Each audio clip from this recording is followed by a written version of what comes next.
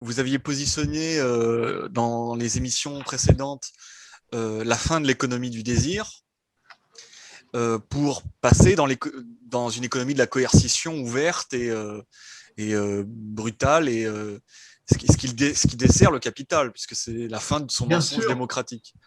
Et il y a Mais quelque là, chose si vous voulez, j'ai sur le beaucoup. variant Delta, juste là-dessus. Vous avez l'Italie, par exemple, qui oblige déjà son personnel soignant à se faire vacciner.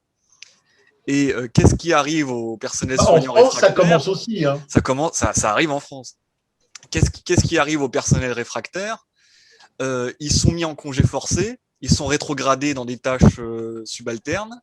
Il y a une partie du salaire qui est sucrée. Donc ça va impacter. Quand ce genre de truc va s'étendre, ça va être un feu incroyable. Mais alors, ce qui est intéressant dans ce que vous dites, c'est que on a eu, avant la mise en marche du grand mensonge étatique sanitaire, on a eu un certain nombre de conflits sociaux. Et bon, les conflits sociaux sont relativement encore bien encadrés par les polices syndicales, surtout à la SNCF, même s'il y a eu des débordements, parce qu'il y a effectivement quelque part un corporatisme qui fonctionne. Mais quel a été le secteur où les débordements, l'insistance, la persistance, la continuité a été la plus forte? Les blouses blanches. Quand moi je me baladais dans le 15e arrondissement et dans le 7e pour promener les chiens et que je passais devant le ministère de la Santé, au cours des 2 années qui ont précédé la grande imposture étatique sanitaire, j'avais pratiquement tous les 3 jours des manifs de blouses blanches et il y avait même des piquets permanents avec des tentes et des camionnettes. C'est-à-dire que le secteur médical, dans la grande dévastation des restructurations du capital depuis des années, a été soumis à une coupe réglée. Donc c'est un lieu majeur de recomposition de lutte de classe. C'est donc pas par hasard si le bâton sanitaire vaccinatoire tape là. Parce que c'est un lieu majeur dans la recomposition et le redéploiement des luttes de classe. Donc, si vous voulez, le contrôle, il est positionné là d'abord pour être positionné ensuite. Mais moi, j'ai beaucoup de correspondants qui s'étonnent de toutes les. On a aujourd'hui une production dissidentiste qui n'est pas radicale et qui a fixé sur les GAFA, la crise sanitaire, le grand reset, le forum de Davos, etc. C'est-à-dire qu'on a pris le phénomène par le phénomène sans jamais remonter à la phénoménologie dialectique, puisque comme on ne passe pas par Marx et par la compréhension révolutionnaire de la baisse du taux de profit, on résout ça simplement comme une logique policière administrative. C'est-à-dire qu'on veut nous contrôler. On veut nous contrôler et toute cette crise-là a pour objectif de nous tracer davantage, de nous contrôler encore plus. Mais on l'a déjà dit à plusieurs reprises et on le redira, le tracé et le contrôle, ça n'a pas de sens, ça n'a pas de scénario autonome.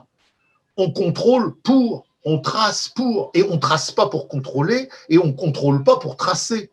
Il y a quelque chose derrière qui est effectivement le rapport de production de la nécessité du traçage du contrôle et du contrôle du traçage, c'est la crise sociale. Et il n'y a pas une crise sociale parce que l'économie devient d'un seul coup branquignole.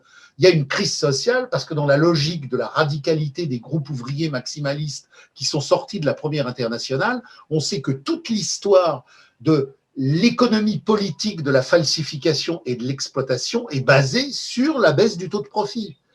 Or, comprendre aujourd'hui le forum de Davos, le grand reset, le contrôle sanitaire, le traçage, si je l'isole de ce qui le produit, c'est-à-dire la crise historique du taux de profit, je ne comprends rien.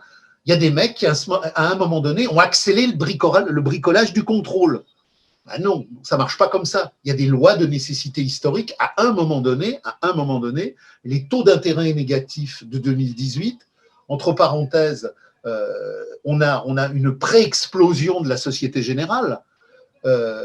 Les taux d'intérêt négatifs ont marqué, à partir de la crise de l'imposture sanitaire, toute une série de marquages et de démarquages, mais la dévalorisation du capital et les contradictions internes à la sphère bancaire continuent. il y a des tas de banques qui sont au bord de l'effondrement. Rien n'est résolu. On a dit tout à l'heure que l'économie de la circulation repartait, mais pas celle de la valorisation.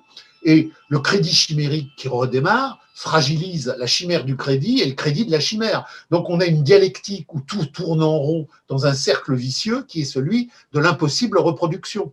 Donc il faut bien comprendre que tout ce qui se passe, à quelque niveau que ce soit, le mensonge viral étatique, la baisse du taux de profit, les taux d'intérêt négatifs, la crise bancaire, le délire de l'arc-en-ciel marchand des tribus idoles, tout ça, ça doit être paramétré dans une unité dialectique qui est la baisse du taux de profit.